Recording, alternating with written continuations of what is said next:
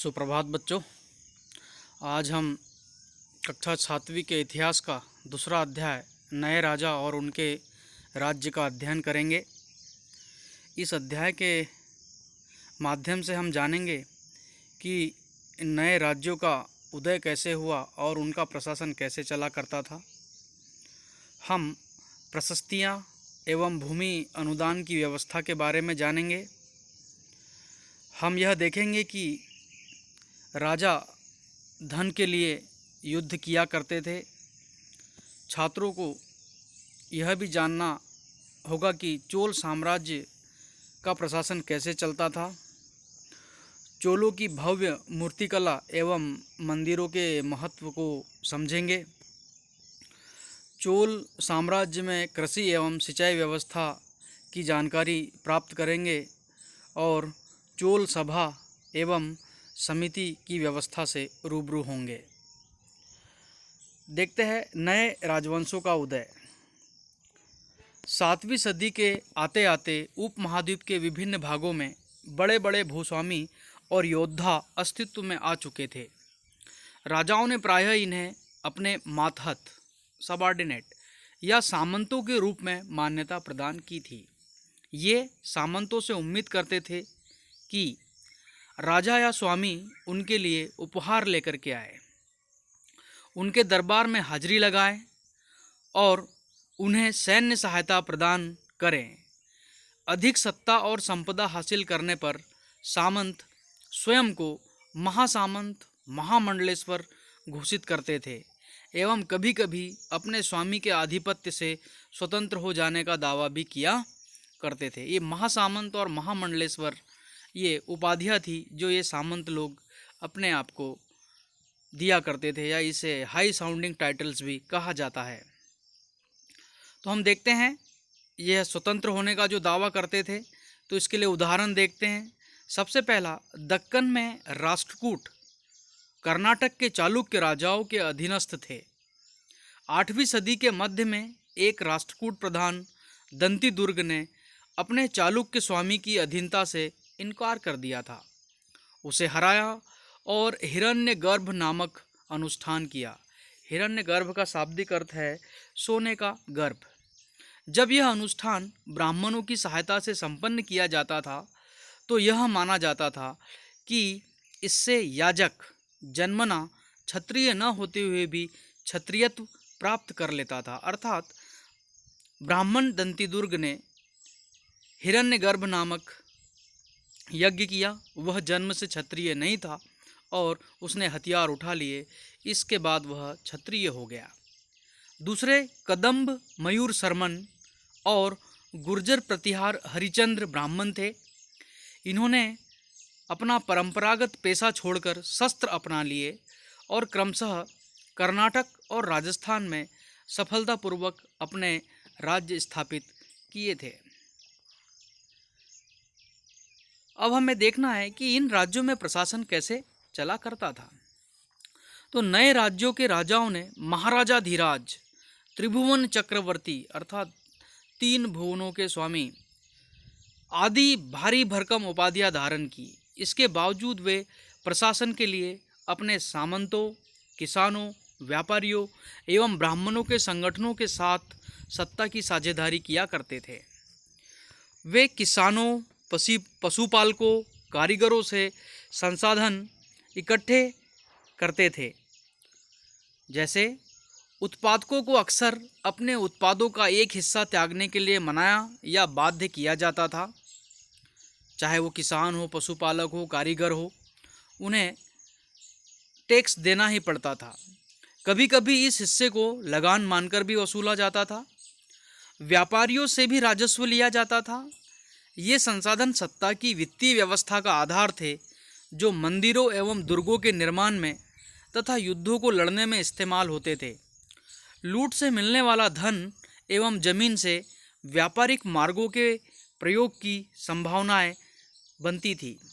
राजस्व वसूली के लिए पदाधिकारियों की नियुक्ति प्रायः प्रभावशाली परिवारों के लोगों की होती थी, जो प्रायः वंशानुगत ही हुआ करती थी। अर्थात टैक्स लेने वाले जो अधिकारी थे वे प्रभावशाली परिवारों के होते थे, उच्च वर्णों के होते थे, और यह वंशानुगत रहा करती थी, अर्थात उनके बेटे इस कार्य को किया करते थे। और सेना में भी मुख्य पदों पर नियुक्ति राजा के निकट संबंधियों की ही हुआ करती थी। इस प्रकार राजा अपना प्रशासन चलाया करता था।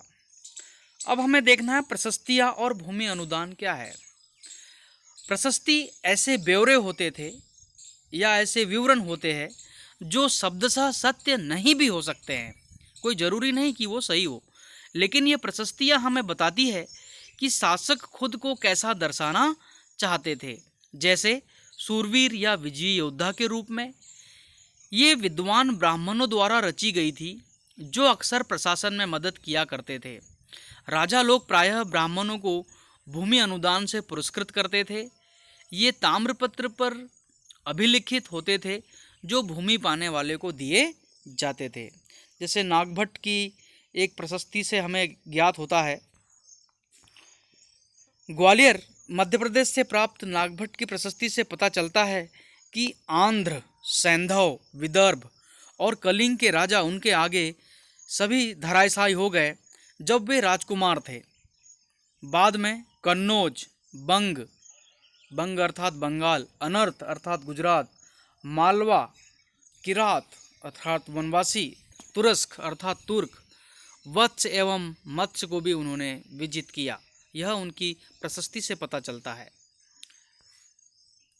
अब हमें देखना है कि राजा युद्ध किस लिए किया करते थे। तो इनका मुख्य कारण था धन एकत्रित करना। प्रत्येक राजवंश का एक निर्धारित क्षेत्र था, परंतु वे दूसरे क्षेत्रों पर भी नियंत्रण करने का प्रयास करते थे।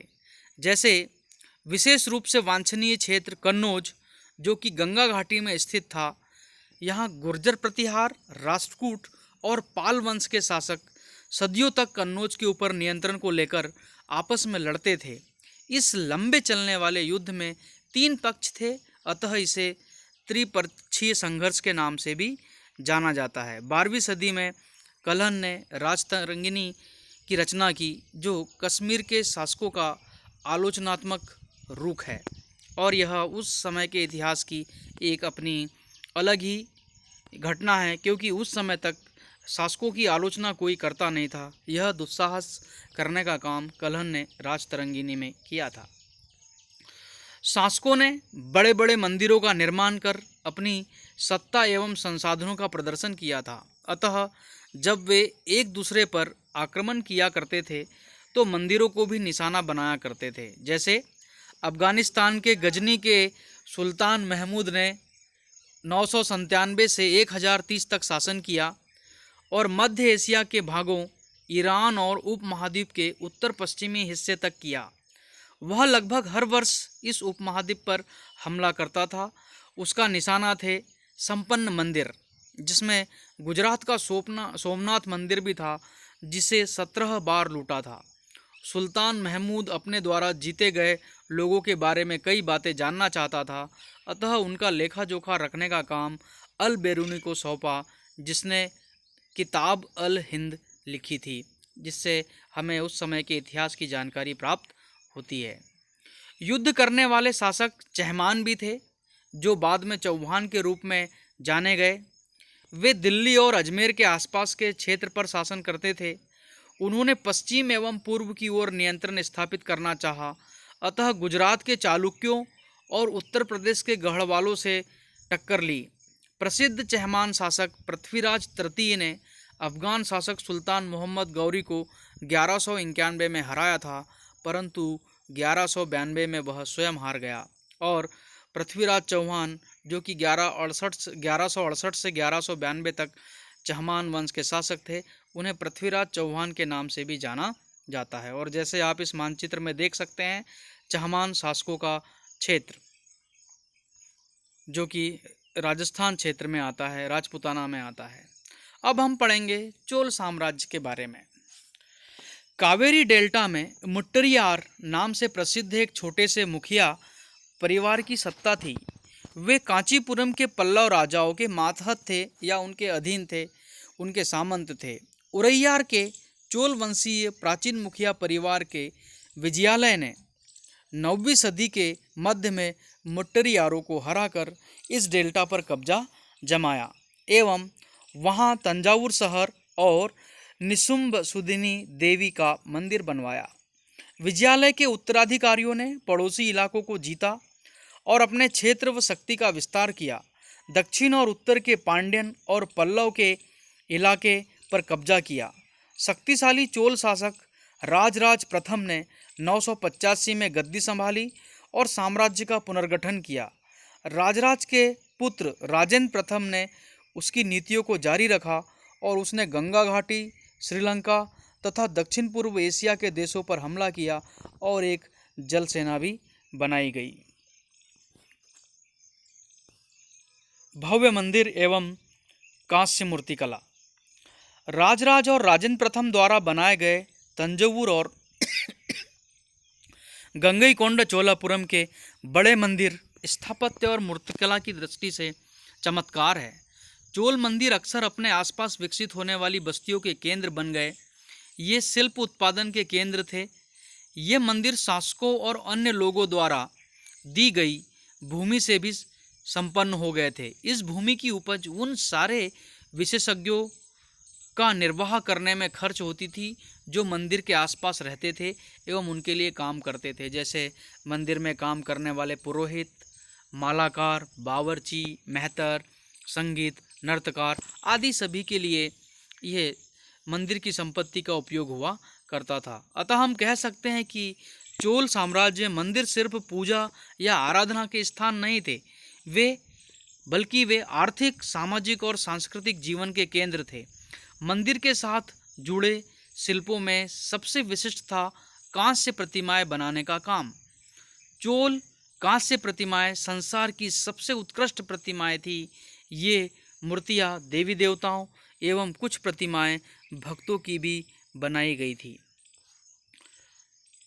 हम देखते हैं कि चोल साम्राज्य में कृषि एवं सिंचाई की व्यवस्था कैसी थी। हम जानते हैं चोल साम्राज्य की स्थापना कावेरी नदी के डेल्टा क्षेत्र में हुई थी। तो कावेरी नदी के डेल्टा में उपजाऊ मिट्टी के जमने से चावल की कृषि संभव है, जो चोलों की समृद्धि का मुख्य कारण रही थी। कुछ इलाकों से जंगलों को साफ किया गया एवं भूमि को समतल किया गया ताकि खेती को अच्छे से किया जा सके। डेल्टा क्षेत्रों में बाढ़ रोकने के लिए तटबंध बनाए गए ताकि पानी से किसी प्रकार की बाढ़ आने की अवस्था में ये तटबंध खेतों को किसी प्रकार का नुकसान न पहुंचाए। पानी को खेतों तक ले जाने के लिए नहरों का निर्माण किया गया। कुछ इलाकों में सिंचाई के लिए कुएं भी खोदे गए और वर्षा के जल को एकत्रित करने के लिए सरोवर बनाए गए। सिंचाई के कार्य को योजनापूर्वक संचालित किया गया। श्रम और संसाधनों को व्यवस्थित किया गया। इन कार्यों की देखरेख के लिए लोगों ने सक्रिय रूप से भाग लिया। पानी के बंटवारे की समुचित व्यवस्था की गई। तो इस प्रकार चोल साम्राज्य में सिंचाई एवं कृषि की व्यवस्था अत्यंत समृद्धशाली देखने को मिलती है। अब हमें देखना है कि चोल साम्राज्य का प्रशासन कैसे चलता था। तो किसानों की बस्तियां उर कहलाती थी, जैसे आज हमारे गांव हैं, जो सिंचित कृषि से समृद्ध हो गए थे, और गांवों के एक समूह को नाडू कहा जाता था। ग्राम परिषद एवं नाडू न्याय करने और कर वसूलने तथा प्रशासकीय कार्य किया करते थे। वेल्लाल जाति के धनी किसानों को केंद्रीय चोल सरकार की देखरेख में नाडू के कामकाज में बेहतर नियंत्रण था। इनमें से कई धनी भूस्वामियों को चोल राजाओं ने सम्मान के रूप में मुवेंद वेलन अर्थात 3 राजाओं को अपनी सेवाएं प्रदान करने वाले वेलन या किसान की उपाधि प्रदान की थी। अरैयार प्रधान जैसी उपाधियां दी और केंद्र में महत्वपूर्ण पद भी सौंपे थे। ब्राह्मणों को भूमि अनुदान में दी गई। परिणाम स्वरूप कावेरी घाटी और दक्षिण भारत के दूसरे हिस्सों में बहुत सारी बस्तियां अस्तित्व में आई। हम देखेंगे कि भूमि के कितने प्रकार थे। तो देखिए, चोल साम्राज्य में वेलन वेगाई अर्थात गैर ब्राह्मण किसान स्वामी को दी गई भूमि को कहा जाता था। ब्रह्मदेय ब्राह्मणों को उपहार में दी गई भूमि को कहा जाता था। सालाभोग किसी विद्यालय के रखरखाव के लिए दी गई भूमि कहलाती थी। देवदान या तिरुनमट्टुकनी मंदिर को उपहार में दी गई भूमि कहलाती थी। और पल्लीचद्दम जैन संस्थानों को दान में दी गई भूमि कहलाती थी। ब्रह्मदेव की देखरेख प्रमुख ब्राह्मण भूस्वामियों की सभा करती थी। नगरम के नाम से ज्ञात व्यापारियों के संघ भी प्रशासनिक कार्य संपादित किया करते थे और ये सभाएं कुशलतापूर्वक कार्य किया करती थी। अब हमें देखना है कि सभा एवं समिति किस प्रकार कार्य करती थी। तो तमिलनाडु के चिंगलपुट जिले के उत्तर मेरूर अभिलेख में ये सविस्तार से वर्णित है कि सभा का संगठन किस प्रकार था। सिंचाई के कार्य, बाग बगीचों, मंदिरों आदि की देखरेख के लिए सभा में विभिन्न समितियां होती थी। सदस्यता के लिए योग्य व्यक्तियों के नाम तालपत्र पर लिखकर मिट्टी के एक बर्तन में रखते थे एवं छोटे से लड़के द्वारा चिट को बारी बारी से निकाला जाता था। सभा की सदस्यता के लिए निम्नलिखित योग्यताएं होना आवश्यक थी। पहला, सदस्यता के लिए इच्छुक व्यक्ति ऐसी भूमि का स्वामी होना चाहिए जहां से भू राजस्व वसूला जाता हो। दूसरे, उनके पास अपना घर होना चाहिए। तीसरे, उनकी उम्र 35 से 70 वर्ष के बीच होना चाहिए। चौथा, उन्हें वेदों का ज्ञान होना चाहिए। पांचवा, उन्हें प्रशासनिक मामलों की जानकारी होना चाहिए एवं ईमानदार होना चाहिए। छठवां, यदि कोई शख्स पिछले 3 सालों में किसी समिति का सदस्य रहा हो तो वह किसी और समिति का सदस्य नहीं बन सकता। और सातवां, जिसने अपने या संबंधियों के खाते न जमा किए हो वह चुनाव नहीं लड़ सकता था। इस प्रकार हम देखते हैं कि सभा या समिति के सदस्य बनने के लिए बड़े कठोर नियम हुआ करते थे। अब आप यह जो प्रश्न है इसे होमवर्क के रूप में भी करिएगा और प्रश्नोत्तर भी करिएगा। धन्यवाद।